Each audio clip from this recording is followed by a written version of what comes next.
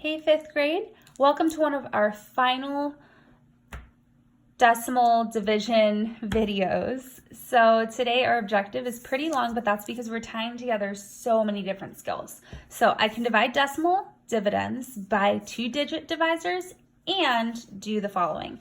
Estimate the quotients, reason about the placement of that decimal point, and make connections to a written method. Let's start out with a review where we estimate the quotient. This is what we've been practicing for a couple weeks now, so we have to round the divisor first. That's the strategy that we've been practicing. So we have 15 and 4/10, and we're dividing it into groups of 32. So that would be like rounding our 32 to the nearest 10, which would be 30, and now I need a multiple of 30 that's close to 154. So the closest I can think of 30, 60, 90, 120, 150. And the reason why I'm thinking 150 instead of 15 is because I need a multiple of this whole number 30, and I can think of this 15 and 4/10 as really being 154/10. So that's why this 150 works. And so I know my math facts really well. I know that 15 divided by 3 is equal to 5. And if I crossed out 0 from each side, that would be like dividing by 10, dividing by 10. My estimated quotient would just be 5 or 5/10 once we put that decimal back into the problem. So 5/10, or we could write it as 0.5. Okay, so let's jump into our actual skill. And you can see they're written next to each other. So problem 1, problem 2.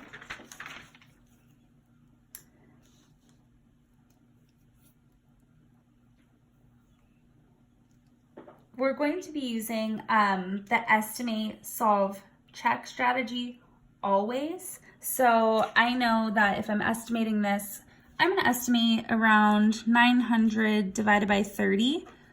So my answer should be somewhere around 30 for the first one.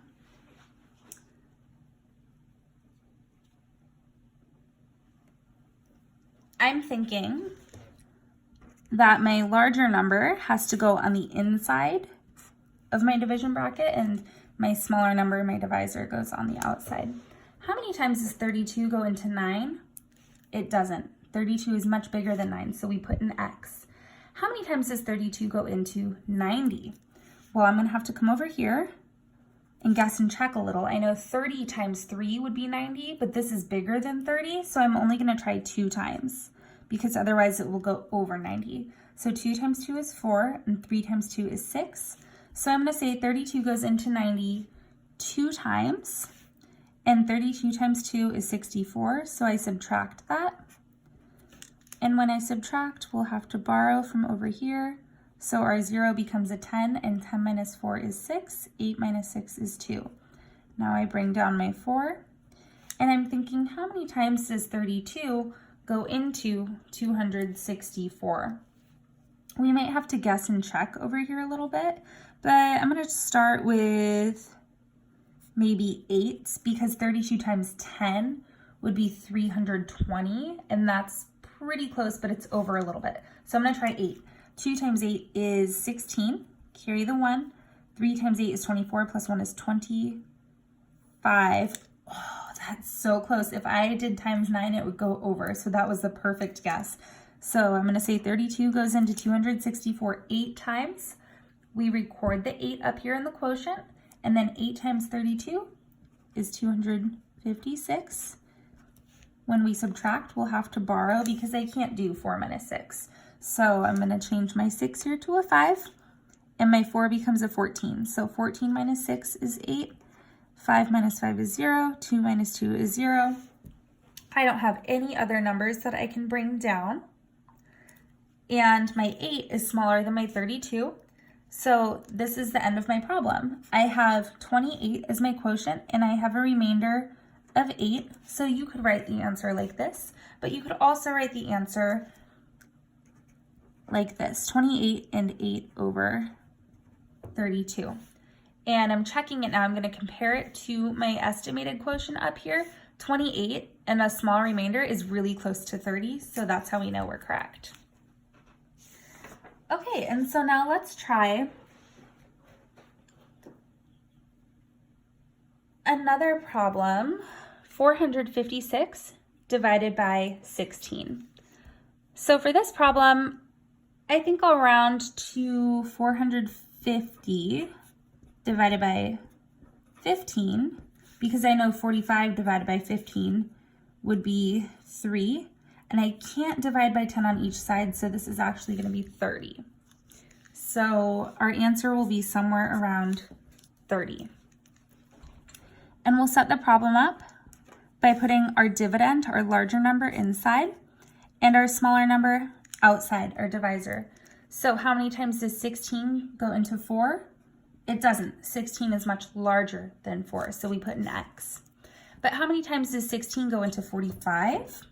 Well, I know 15 goes into 45 3 times, but this is larger than 15, so we're going to try 2 times. 2 times 16 would be 32.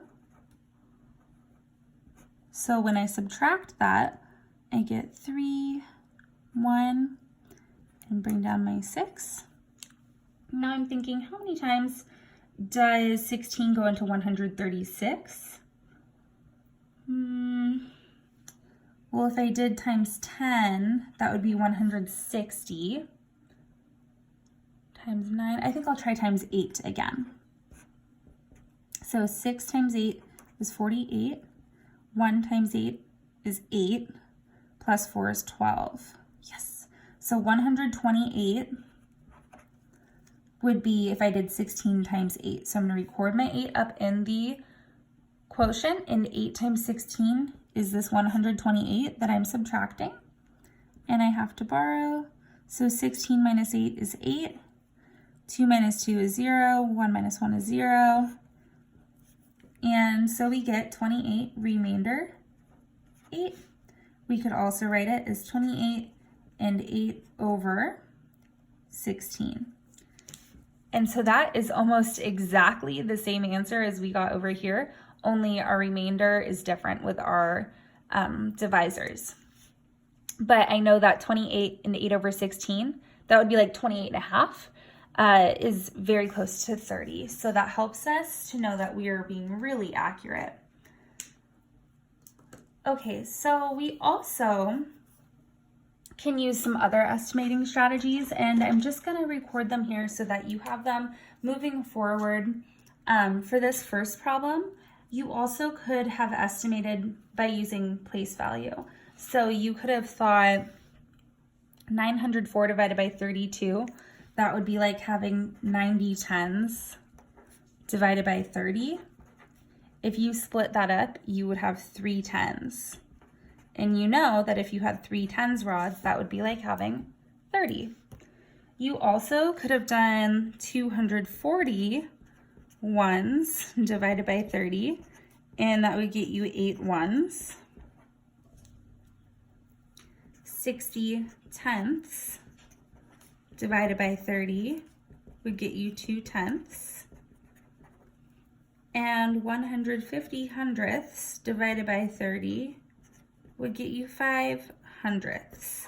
So I pointed out where you would see this first place value skill up in this problem, but these other place value skills you see within the problem. I'm not going to point out exactly where, because if this strategy is appealing to you, you might be able to spot where you would see these other place value skills within this problem to help you out. So just in case you're up for a little problem solving, or if you really connect with that strategy, you can always use that to help you out. For the second problem, 456 divided by 16, you could have also estimated that one by rounding 40 tens divided by 20. Would be around 2 tens, which would be around 20, and our estimate was around 30, so they're both very close. Again, if you would like to continue using this strategy up here, that's also totally fine. We're gonna keep going with our practice problems. And so you can see our estimate, solve, check strategies are here. They're ready for us to use. And now we have a couple of problems with decimals and whole numbers, whereas our first practice problems were just whole numbers. Okay, so let's start out with our estimate. I know that 834 and 6/10 would be like having 900. And so I'm going to use tens to break that up. So if I had 900 and then I grouped it with tens pieces, that would be like having 90 tens divided by 30, because 26 is really close to 30. And so I would have 3 tens in each group. And so that would put my answer around 30. So my estimate is 30. If you are not using that place value strategy from before and you're using the strategy of just rounding, we could put like our 900, because 834.6 is very close to 900. Or you could say 800 and then divided by 30. So these could also be options as well, just using some compatible numbers.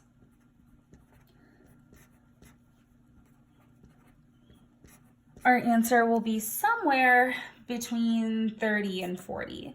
So when we're actually solving and we get our real quotient, we can see how close we were to those estimated quotients. I'm going to start by putting my dividend inside the bracket and my divisor outside the bracket. And I know 26 does not go into 8, but it does go into 83, and it goes in 3 times. So 3 times 26 is 78. 13 minus 8 is 5. I wrote a 7, but it's a 5. And then we have to bring down our 4. So when I subtract that 78 out, I get 54. Sorry, it's a little messy. And I'm thinking, how many times does 26 go into 54? Well, that goes in 2 times. So 2 times 26 gives us 52. And when we subtract, we get 2. And now we have to bring down our 6. And 26 goes into 26 1 time. 26 times 1 is 26. And when we subtract, we get 0. There are no other numbers to bring down. And so I'm done with my problem. The only thing that you have to remember to do at the very end here is put that decimal straight up back into the problem. So our quotient is 32 and 1/10, and that was very close to our estimated quotient of 30. If we were to check this problem, we would have to multiply. So we're going to do 32.1 times 26 and see if we get the number that we started with. So our goal is to get this number. We don't have a remainder, so we won't need to add anything to this product as we check it. So 6 times 1 is 6, 2 times 6 is 12, 3 times 6 is 18, plus 1 is 19. I'm done working in the ones, and so now I'm working in the tenths with this 2. So 2 times 1 is 2, 2 times 2 is 4, and 3 times 2 is 6. When we add, 13, 6, 7, 8. And I have to put my decimal 1 place value spot in.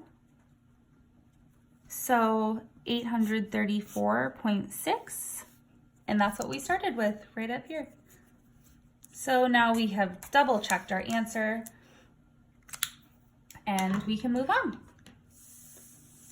Remember, a lot of doing long division problems and doing division problems that have decimals is just practicing over and over and over so that you get really used to doing this procedure a bunch of times. That helps us to get a lot better and stronger at these problems.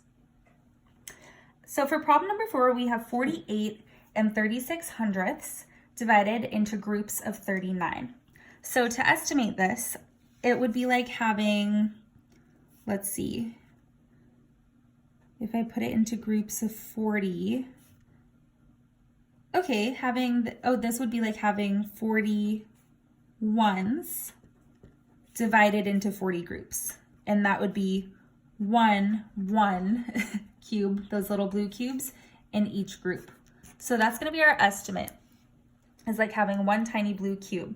You could also say this is like 40 divided by 40 equals 1.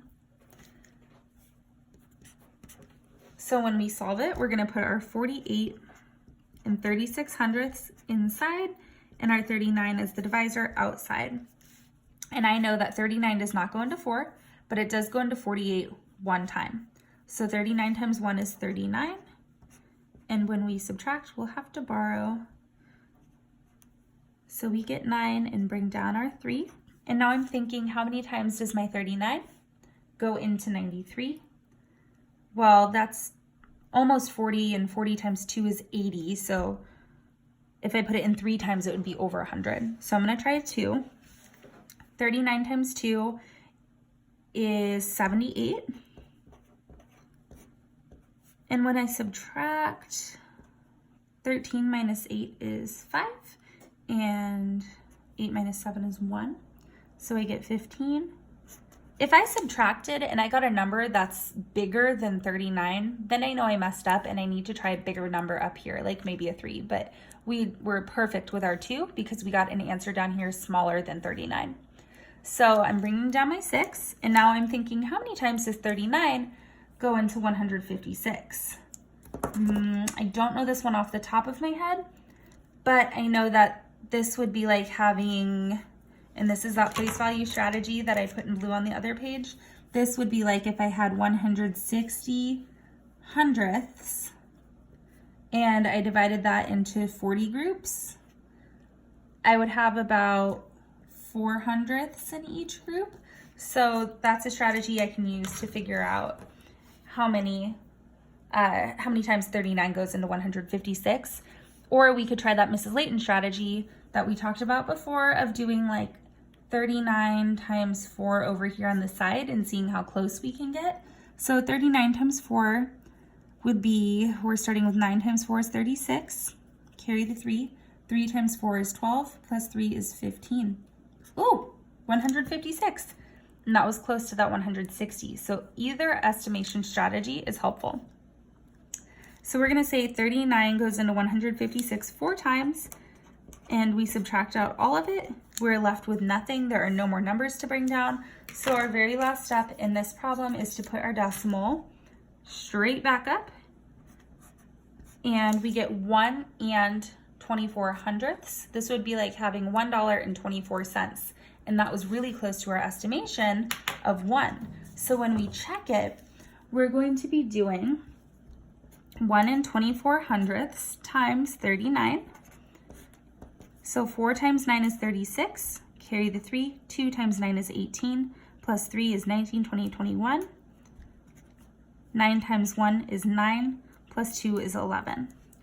Now I'm in the 10 spot.